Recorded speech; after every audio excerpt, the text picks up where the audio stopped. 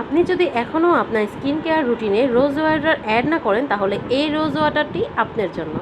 Rose water আসলে এতদিন জানতাম জাস্ট ফেস প্যাকের সাথে ইউজ করতে হয়, আসলে না। রোজ ওয়াটার ইউজ করলে আপনার স্কিনে তৎক্ষণাৎভাবে আপনি একটা রিফ্রেশমেন্ট ফিল করবেন। এছাড়া হচ্ছে এটা হাইড্রেটস অ্যান্ড সুথিংয়ের জন্য বেস্ট হবে। এই রোজ ওয়াটারটি আপনি গরমে বা রোদে বের হওয়ার আগে বা মেকআপের পর সব সময়ের জন্য ইউজ করতে পারবেন।